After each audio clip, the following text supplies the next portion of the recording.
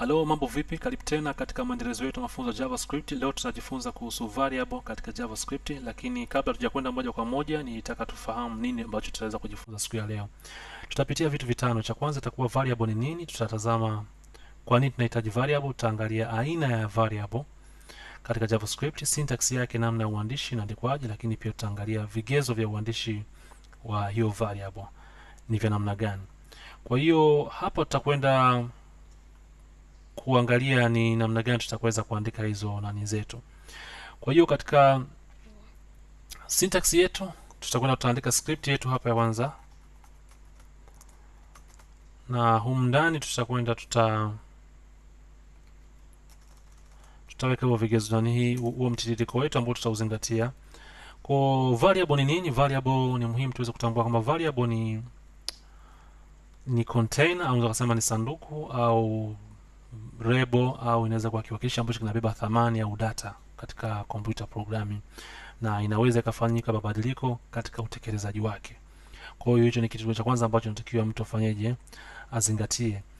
Na kitu kingine ambacho tunatakiwa kujua ni kwa nini tunahitaji variable. Tunahitaji variable kwa sababu inatusaidia sisi kuweza kubeba data katika udogo.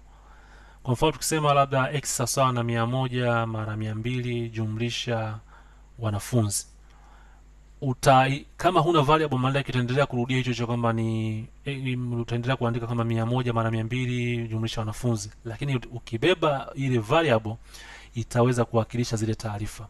Kwa hiyo unaweza kuona kwamba x sawa na 100 mara 20 unabeba x, itaweza kuwakilisha zile taarifa. Kwa hiyo ni container inatusaidia kubeba taarifa katika udogo na kuweza kuzitumia katika mfumo wa kikompyuta au katika mifumo inaweza kuwa tovuti au katika browser na vitu vingine. Kitu kingine ni kwamba ni syntax ya variable katika JavaScript. Syntax ya variable katika JavaScript unatakiwa kuandika ni kuandika keyword. Unaandika keyword, sawa? Utaandika hiyo keyword, sawa? Alafu kisha utaandika name, alafu kisha utaweka equal sign, alafu utaweka, baada ya hapo utaweka value, kisha uta close. Kwa hiyo huu ndio mtiririko wa uandishi wa syntax ya variable katika JavaScript, na tunaweza tukafanya hapa kuweza kujihakikishia. Kwa mfano tunaweza tukatumia rate. Kwa mfano rate tukasema x ni sawasawa na 300 zidisha kwa 9. Nikiandika document .light, tukiandika humu ndani xx, tukisave na tukalani, tutaweza kupata jibu letu pale, kwa maana ya kwamba syntax yetu iko sahihi. Unaandika keyword, utaandika jina la hiyo variable, utaweka equal sign na utaweza kuandika hizo value. Inaweza kuwa value au inaweza kuwa ni chochote, inaweza kuwa string, vyovyote vile. Kwa hiyo kitendo cha kuandika keyword hapo ni kudeclare, unakuwa unaideclare kwamba nachokwenda ukiandika ni variable, maana kuna declare variable kwamba hii inayoandika ni variable. Na unapokuja kuandika jina na equal sign, maana yake una assign, ukiweka ile equal maana yake una assign value. Inaweza kuwa ni data katika string au inaweza kuwa katika namba. Kwa hiyo hii inakubalika hata kama tukienda kwenye ukitumia variable zingine zote utaweza kuona. Kwa utafuata mtiririko huu kwamba utaandika, utamaliza kama hivyo. Hatua nyingine ni kwamba ni types. Aina ya variable katika JavaScript moja tumeshaitaja, itakuwa tuna var, tuna rate na tuna const. Sawa. Hizi ndizo variable katika JavaScript.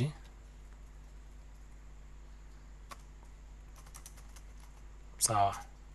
Tunazo 3. Kwa hiyo kuna rate, const na var, lakini hii var kwamba imeshakuwa outdated, na huko mbele tutajadili kwenye tofauti ya variable.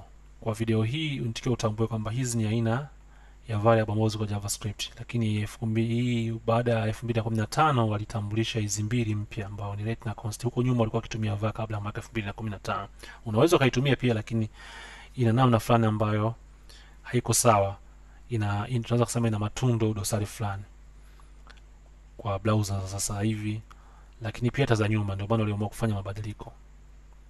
Kwa hizi ndio type, lakini kuna features, vigezo, characteristics za hiyo namna gani unaweza kaandika variable ikaweza kukamilika.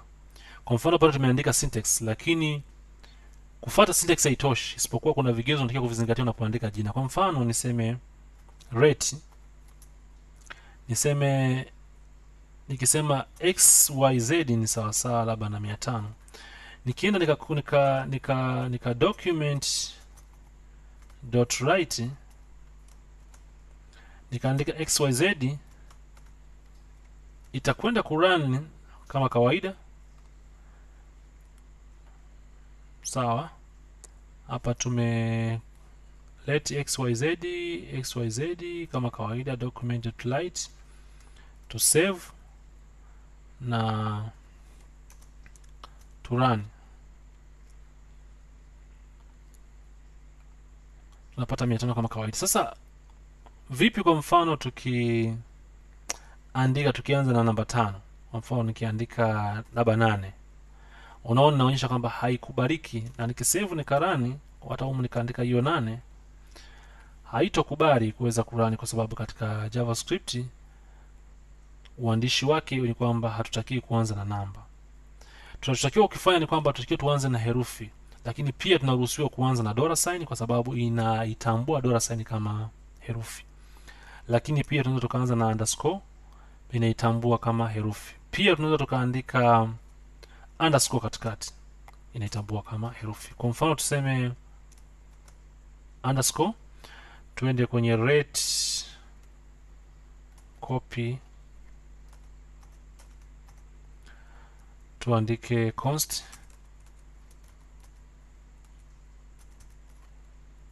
na hapa tuje tuandike var.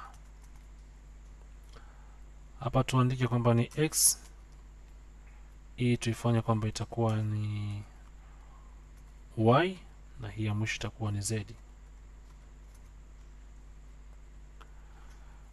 Hii itakuwa ni z. Tukiandika kwa mfano underscore x plus, nataka tuweze kuachana, tuandike to break line, tuandike underscore,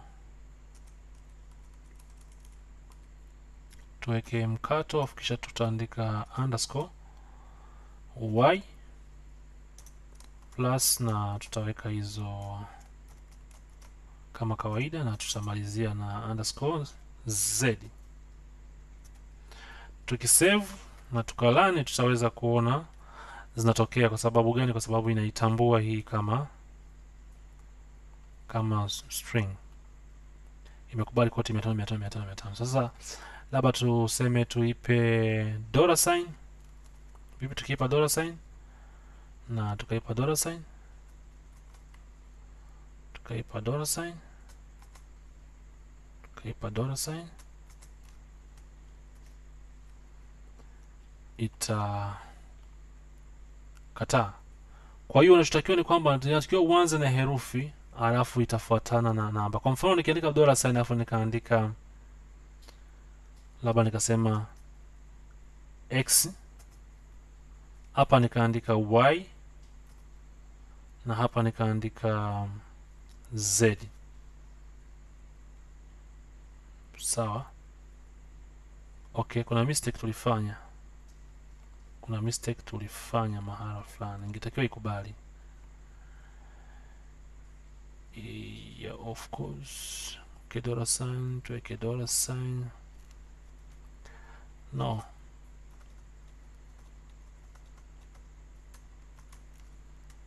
Save.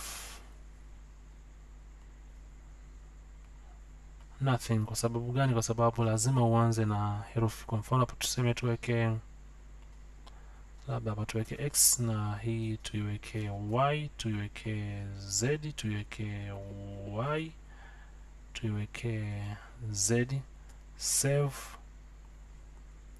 run, inakubali. Kwa hiyo huwezi ukaandika x underscore, kwa lazima uanze na herufi. Unapoiweka, unapoweza kutumia, unapoanza na $sign lazima ifuatane na herufi, na utakapoanza na underscore inatakiwa pia ifuatane na herufi, lakini huwezi kuanza na namba kama tulivyoona huko nyuma. Kwa $sign inaruhusiwa, underscore inaruhusiwa kuanza, lakini lazima zifuatane na herufi. Hicho ni kigezo cha kuzingatia. Hatuwezi kusema $sign underscore alafu tukiweka $sign, kwa mfano tuweke underscore alafu tuweke $sign, kisha tuje hapa pia tuweke underscore, tuweke $sign. Hii itakubali, itakuwa $sign underscore z. The same thing na huku tuweze kubadilisha vivyo hivyo, tuseme underscore $sign x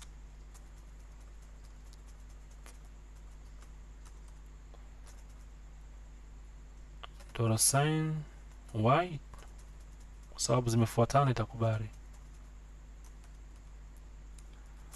underscore kama hivyo, to save na to run, inabakia vile vile kwa sababu zimefuatana. Isipokuwa kama utaachanisha uanze na $sign afu weke underscore, itatuletea changamoto. Huwezi kuanza na $sign afu weka underscore, na hii mara nyingi huwezi kukuta mara nyingi ukielezea.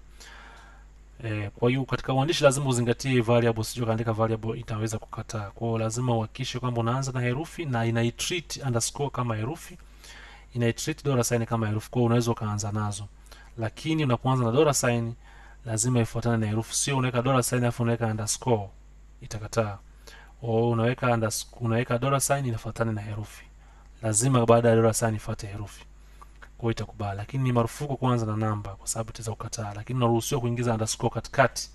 Unaweza kuandika brk_jc, itakubali. Kwa hiyo hivi ndivyo ambavyo unatakiwa kufanya kuandika. Hivi ndivyo ambavyo variable katika JavaScript maana yake kama tulivyojadili, lakini tumetazama kwa nini tunaihitaji, lakini tumeangalia syntax yake kama kawaida.